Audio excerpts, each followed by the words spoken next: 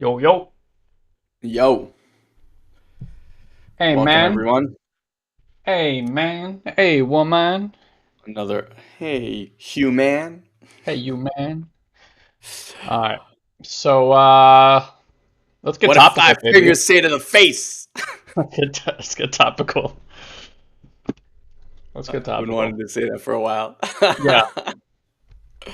Let's not talk about it, but let's talk about it. Yeah, let's talk about it. So, let's talk about the Will Smith slap heard around the world. I haven't actually gone on social media at all to see people's opinions on it. Mostly because I don't need to. It's like social media is fairly predictable. Everyone's on camps. I'm sure there are, oh my god, I can't believe he did that. I'm never gonna consume his content or watch a movie again. I've loved him since Independence Day. And then there's like people who are like, it's not really a big deal. And then there's such and such. And I don't want to go too much about opinions because whatever your opinion is, that's your opinion. You get to have the opinion. You get to have your opinion, and I don't want to be righteous about my own. Mine are fairly neutral. I'd prefer to kind of look at this from a spiritual perspective, and then like why is it that when different systems are looking at something like that done publicly, why do certain experiences come up for certain people the way that they do, and then what can we learn about ourselves?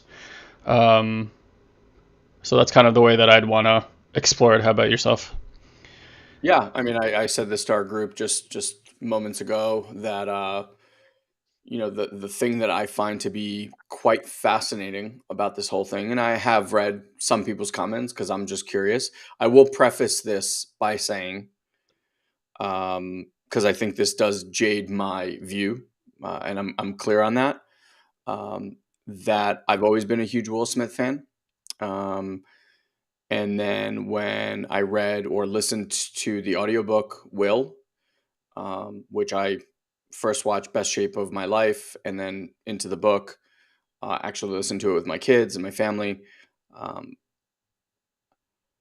my level of appreciation for the man and the human that he is. To me, he was always this like I called him an alien because he just had the perfect life, like looking from the outside in, I was like, this guy's crushing life in every which way, shape, or form. Like it's just not normal. Like it's not human, right? So to me, he was an alien. And then I read the book and I actually realized like how human he actually is. The book he shares all of it, like his deepest, darkest, never shared before in the closet secrets with the world.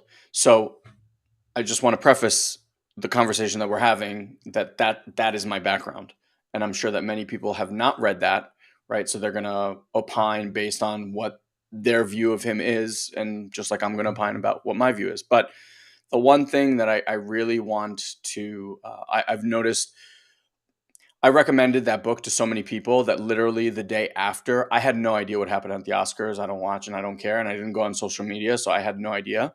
But I had four different people message me and say, "Oh my God, what do you think about what Will did?" And these are people that I recommended the book to, so they knew my love for him.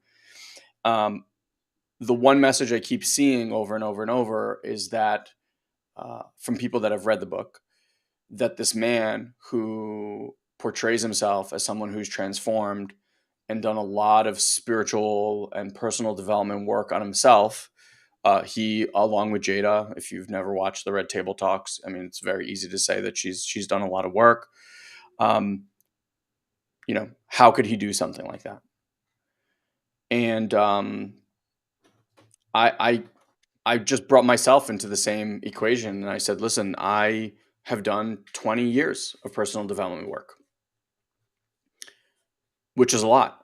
Guy and I have invested over $1 million in our education and working with mentors and having out of this world experiences, right? I still yell at my wife. I've still yelled at my children. Um, I still get angry at people that drive slow. I still get upset with people that offer me shitty customer service. Like, I'm still human. And the fact that I've had transformative experience and have made my life a lot better, and I definitely don't respond in the same way that I used to, um, it doesn't make me not human. And like what just the week before, literally just the week before, I was sharing with our clients how I had been overcome by rage, like legit rage, where it felt uncontrollable. Like I was on this car ride where this entity was driving and doing crazy things, and I could only just sit there and watch. I couldn't At no point did I have enough control or time to stop it. And I'm watching it impact my relationships, and I'm watching it impact everything and everyone around me. And I could not stop it. So this happened. I'm literally sharing this with what guy? This was last Thursday. I think I was sharing with the group. This had happened basically from like the previous Saturday or Sunday through Thursday. I literally felt like hijacked, like an entity had taken me over. And then I watched this video of basically the same thing happening, but just on the grandest scale in the most inopportune time to ever let that thing happen. But it happened, you know? And someone asked me this question, which I'll just leave it with this and then I'll let you share. They asked me, do you feel like that was consistent or inconsistent with what he shared in the book? And my answer was consistent, Very like consistent. 100% consistent. And Sure. consistent because it happened. Yeah. Like Will Smith was one of those people that, if you read the book, had the most insane experiences in life. Like over and every stage of the game, like over and over and over and over again, right? And like he responded badly at times and did all of these things. And I was like, he's a human having a human experience. And if the book let me see anything, it was that he was allowing us to see into his humanity and the human experience, that life is not pretty. I mean, like one of the things in the book, I'm getting chills every time I talk about it, like his son, Jaden, who had Karate Kid as like one of his first movies and was this blockbuster hit and went to China. They had this incredible experience, right? Like they decided to make this movie. I think it was called like I think it was After Earth. After Earth, Beyond Earth, whatever. And it was just him and his dad. Like they were the only ones. It was Will Smith's greatest moment. Jada and him had like been coaching Jaden this whole time, and the movie flopped so hard, in fact, that after it flopped, all the criticism came on Jaden, and he got just mangled in the media because that's what media loves to do, right? And he wanted to emancipate from his parents.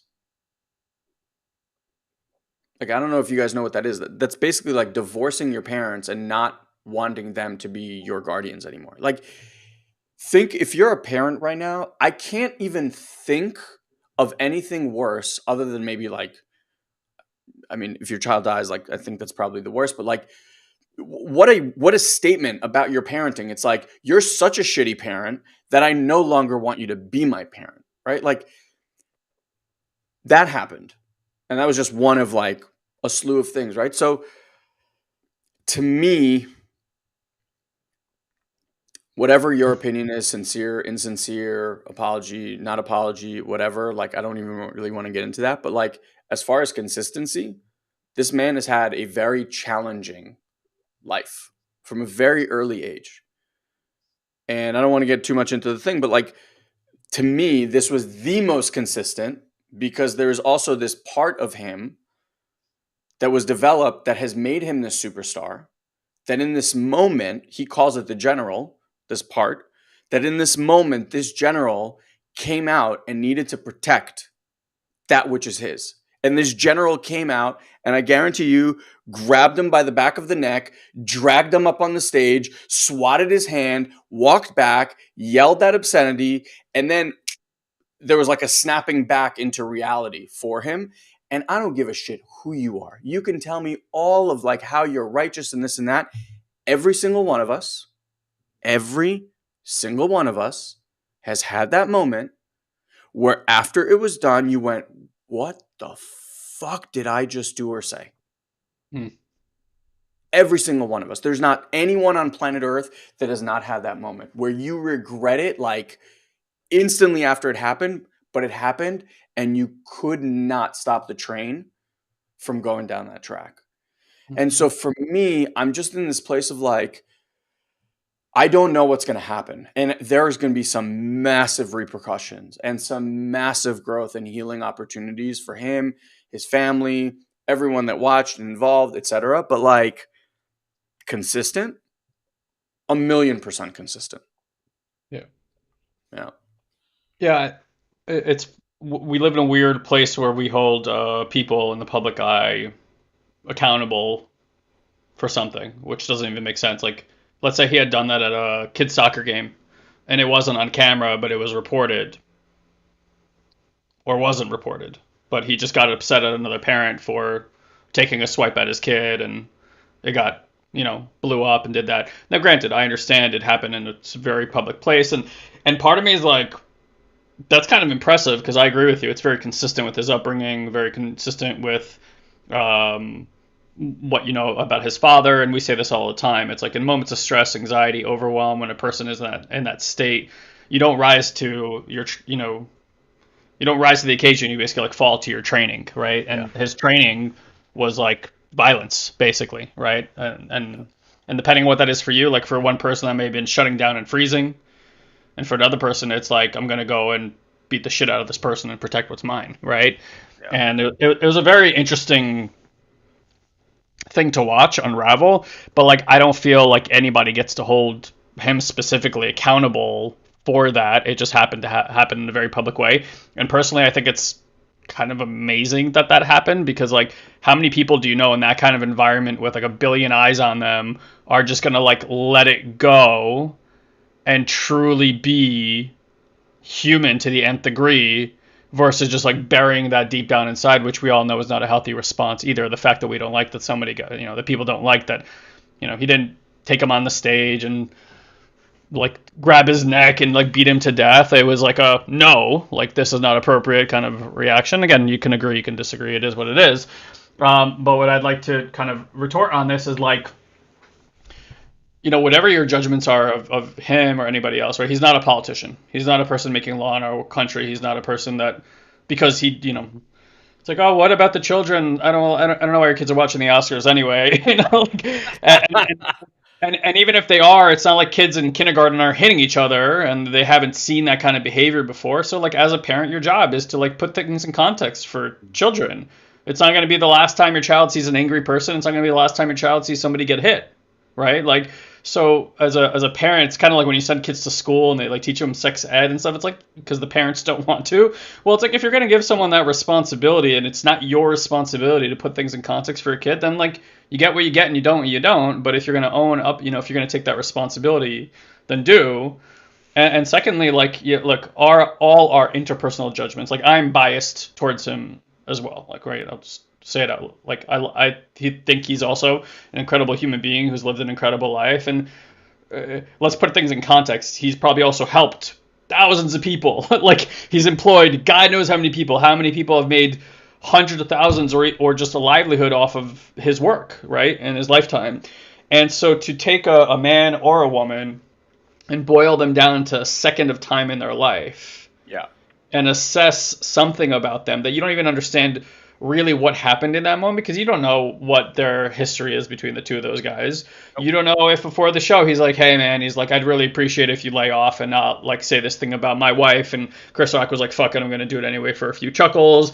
You don't know if he had made a comment previously and they had some kind of thing about it. Like you don't know. Like nothing is as simple as, oh, he just got upset at this guy in this moment. Like there could be 30 years of history there for all we know. Like who knows, right? Like what's really going on. So again, I think it is a little bit unjust to take a human being, and we've, in this quote unquote cancel culture that we live in, it's like we expect people to be pious beyond pious, and I just want to offer that even the all the pious men, and specifically men here of the past that were of religious backgrounds, we know for a fact these people did not do pious things.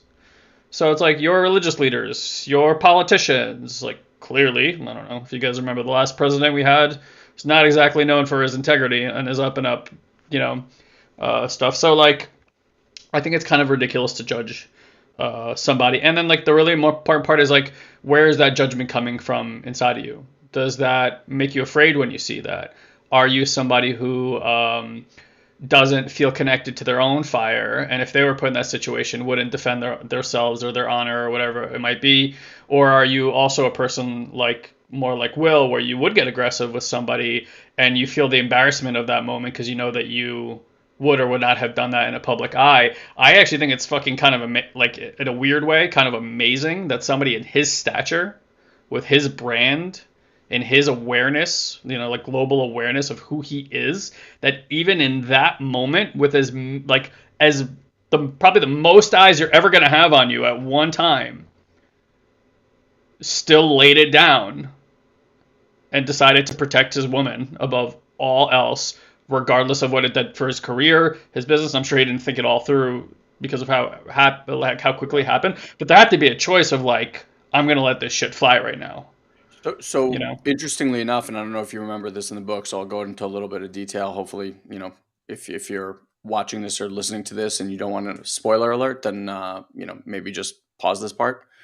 But his whole thing, like the part that's basically been running his life, was the coward, right? He didn't stand up. Do you remember Right. that story? Like he didn't That's stand right. up to his mom getting beaten by his dad. Like that was his home life, right? And so as this very young kid, he always had it that he was a coward. So when someone talks to me about like spiritually evolved, well, you know what? Like I'm more than certain through the spiritual work and personal development work, like he got in touch with that aspect of himself and was actually able to find in not just this moment, but like in many other moments, courage courage to stand up for what is just and true and honor and like not repeat that same little boy mistake that he had, which was basically like that moment he attributes to everything that he's done in life. Like he became funny and someone that people paid attention to because he figured as long as his dad was laughing, he wasn't hitting. Like just get that. It wasn't a decision that this, I think he was like 7, made. This is like the ruptures and the traumas and all the things we talk about with our clients and like we were working through ourselves. So in the moment, in that very moment, which was again like a crazy inopportune time for this to happen, and maybe like in his human world, like the perfect time for it to happen, right? Well, we will know. But he found that courage. Like he got to stand up to that shadow that has been haunting him his entire life. And, it wasn't his mom, but it was his queen. And his queen was sitting right there. And like, whether Chris Rock knew or didn't is irrelevant. Like, I don't know. To me, it's also super wrong to make fun of someone's fucking medical condition. Like, that, and Chris Rock didn't write that joke, right? Like, there's God knows how many people that write these things and blah blah blah. Like someone should have known that thing never should have left someone's mouth. Period. End of story. And like, so you can look at it from that perspective too. But like, to me, it almost felt like in a weird way, and I'm not celebrating or condoning what he did by any stretch of the imagination. Like, there was many other ways that could have gotten handled. Like many, right? Many. Um, but to me, it almost felt like a victory of sorts for like that personal demon that he's had for so long. Of like, you know what? Maybe the thing clicked in and was like, and he flashed to someone abusing mom and was like, I'm not standing for it this time, not this Yeah. fucking time. And it was like a no. A hard fucking no with a slap. So let's make a little turn here. So so what does it teach us about ourselves, right? Because ultimately, like if you guys follow our work, we talk a lot about these like parts and protectors that live inside, and that's why like once you understand parts and protectors and like how energetic works, like that's all we saw. We saw parts and protectors, and like maybe that was important for everybody to see, right? Like I always Yeah. say, even people who are creating atrocities on the planet, like their soul had to choose that. Hitler, Trump, Putin, all these leaders that are in these positions, like their soul knew they were going to come and do these things and had to choose into that. And the amount of negativity that soul knows is going to come at it, right? Like those people have to almost kind of become numb to be put in those roles because of how much energy is thrown at them every day in every direction.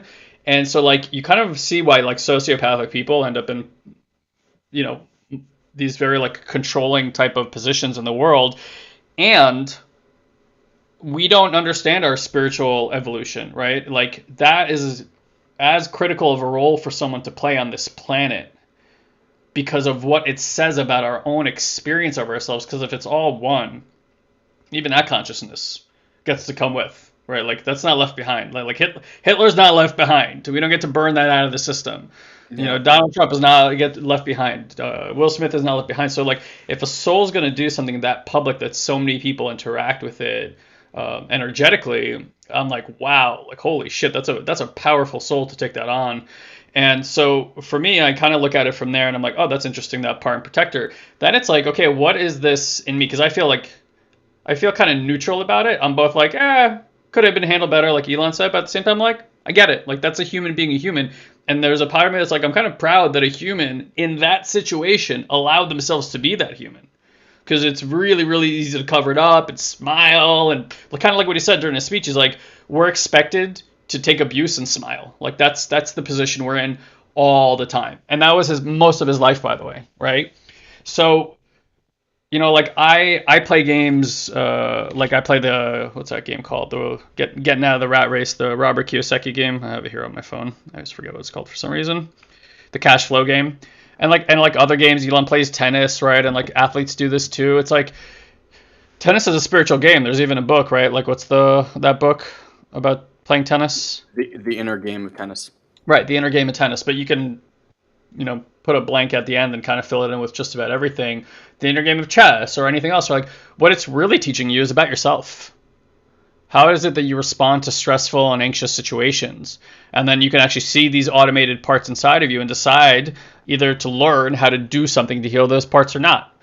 Like I will give it up to him. He's dedicated a life to learning about that, and he's gotten to a place in his life where protecting women, which is really, you could see from his earliest trauma, is like the most important thing to him, which by the way, I align with because it's how I felt about my mom for certain things. I won't go into details why, but like I feel extremely protective of women. It always actually felt rather unsafe around men. Like I hated locker rooms and like listening to all that, shenanigans and talk that happened between men about women for that exact reason, because it's like it made me feel like the women weren't being held in safety. And so like what it really says, your judgment, what it really says about you is either a part that you have disowned within yourself, right? That you don't like to look at. And when you see that publicly being displayed, every person we look out there is just a representation of what a human being can be, and a representation of what we can be. However, in our trauma, we either take things as a mantle and we say, hey, I'm going to continue to do that. There's things that are completely out of our fucking control. Like we're an angry mess every time something happens. Like I've certainly dealt with that in my life. Elon has too.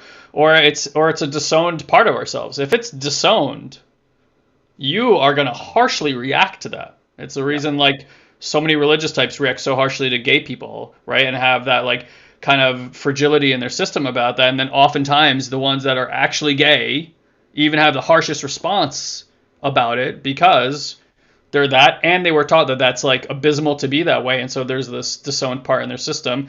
And that's just facts. I'm not even, this is not spirituality. So like, to me, it's like, okay, cool. So like when we see something go off like that, there are, first of all, way more important things in the world happening that require our attention than what Will Smith did on stage for 1 second of his life. And if you really care, enough to look and care enough about your spiritual evolution, then instead of projecting what you think Will Smith should have done, look inside and think about yourself in that situation, or what response or how that makes you feel in your body, and get really intimate with that. And if you're curious about practices about how to relieve yourself of that so you can metabolize that energy and be free of either your own trauma or automated responses, that's Yeah. really what we do here as a company with Satori Prime. And moments like these to me are not to be like, ah, it's like, whoa, okay, interesting. Let me turn and look within, not project my beliefs outside and try to convince everybody about, how the way the world should be and what they should think and how to cultivate it and this and that and the other. It's like, really the only thing that matters is what are you learning from this internally. Yeah, I really, really love that. And like, if you don't know what Guy's pointing to, we have a meditation. So if you're not in our Facebook group, definitely jump into our Facebook group. You can do that by going to joinoldsouls.com, and it'll give you the invite, and you can ask to be part of that group. And then when you get in there, just request from our team. Just say, "Hey, listen to the podcast. Would like the meditation."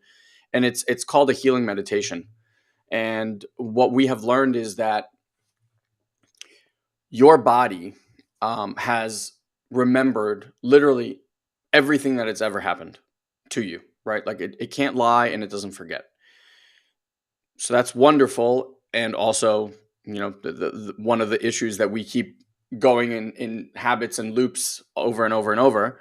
The other thing is that the body doesn't know the difference between something happening, like in real time, and something that you are just visualizing in your mind's eye. So, for example, if you think right now of someone that you deeply, deeply love, and like just put that person in your mind's eye right now, just visualize them, visualize yourself hugging them, holding them, and then just put your awareness on your heart and just notice as you visualize this person that you deeply, deeply love, like you're going to start to feel that your heart is going to start to open and you're going to start to feel warmth and connection. And this feeling of love is going to start to permeate through every cell of your body. Mm. Okay. Now, flip it for a second and think of a situation or a person that you really dislike at this moment, or something that you just want changed. And keep your awareness on your heart, and you will notice how quickly your heart closes off. Right? It's like a self-protection mechanism. It's like going to close onto itself. And it's doing that without you telling it what to do, right? It is just doing that because you're bringing this visual into your mind's eye. Now, this is impacting your day-to-day life moment by moment by moment. Whether you're aware that it is or not is irrelevant, right? Like you're not sitting there going, "Oh, I love this person. All right, heart, why don't you open and make me feel all these lovey good?" No, it's just like that's what the body does. And when you're angry or frustrated or want something different, like your body just contorts and contracts itself. Now, this happens in our hearts, this happens in our throats, this happens in our solar plexus or in our stomach, or like basically all around this center channel. So when Guy is saying that, if you want to find out how you can create healing from this specific event, maybe you grew up in a household where violence was very present. And as you witness that, right, your body is going to reignite that aspect inside of you, that deep, deep terror. And by the way, if you feel that deep, deep terror, it means that it's alive and present in your life, not just in this moment, always in your life. In fact, you have constructed an entire life around not feeling that. But the only way out is through, right? Like the only way out is in. So you can use this moment and visualize that, but visualize it with a state of awareness. Like find safety in your room, find that place in your house or in your couch and visualize that scenario. And then just with awareness, and I highly recommend this meditation, watch what is clamping down in your system. Where is that part that constricts as you watch something like that? What is the emotion that arises inside of you from witnessing something like that? That can give you massive healing if you are actually going to do that work. So this might sound like, oh, how do I do that? Blah, blah, blah. That's what I'm saying. Like, go get the meditation, the front part of the meditation, like the first 6 or so minutes. Uh, Guy basically describes really well, like what the process is to watch and notice and what to do, et cetera, et cetera.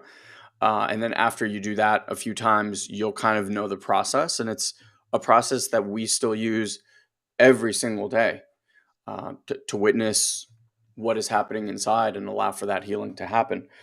And Will Smith, if you're out there listening and you want to sit with someone and do that work, then we are here. Yeah.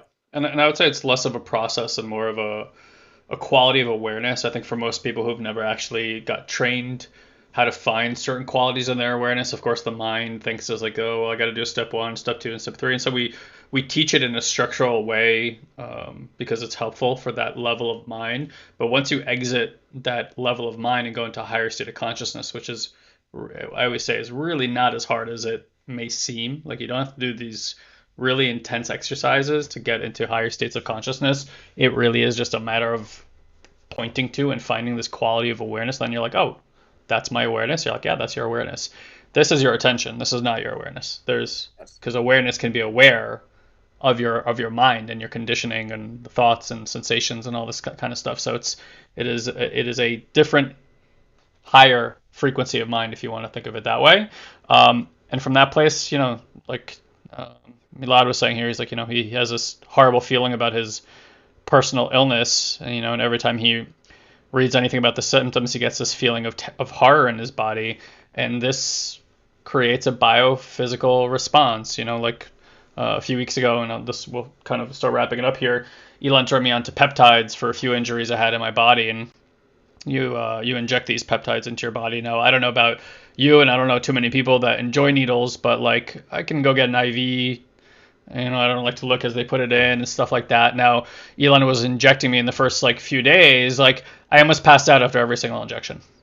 We were doing 3 injections twice a day, and I almost passed out after every single injection. Now, the needle hadn't even gone in. Can't see the needle in. There's not that much pain being caused by the needle going in.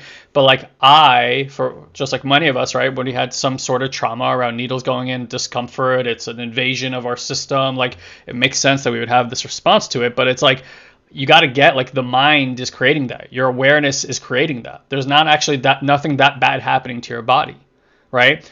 2 weeks later, I'm like a pineapple. I can like throw that thing in there and squeegee it in there, right?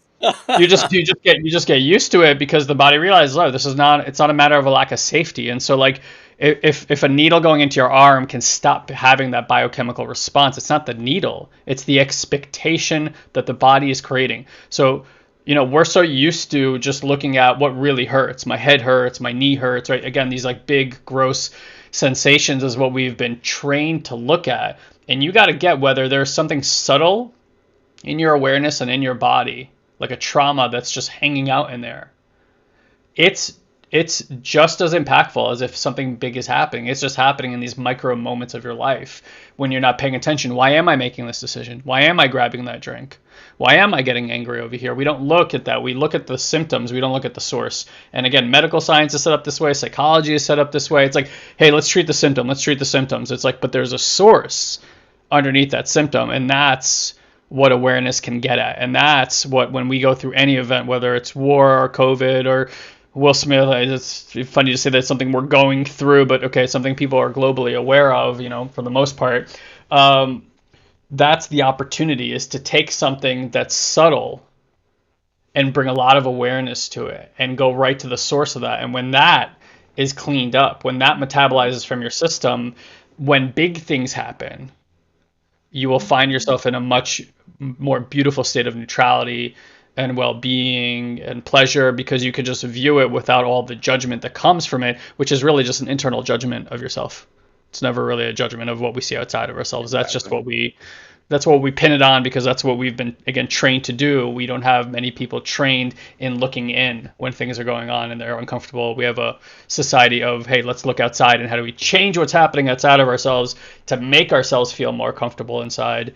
And that's why most people are more comfortable when the needle's not in than when the needle's in, right? Because they're just focused on the externality. But if you would turn within, you would see that there's a trauma, right? A subtle trauma that is now being expanded as the needle comes closer, and that's what's really creating the symptomology there. So I just wanted to pop that in there. All right, guys, that's our take. We will probably never talk about this again. No. But just wanted to give you guys our little take because many people have asked us, and hopefully this brings a new view for you Yeah, guys as you we when you don't talk about Bruno. Oh no, we don't no, talk about no, Will Smith. No, no, no. no, no. All right. All right. Love y'all. See you next Love time. y'all.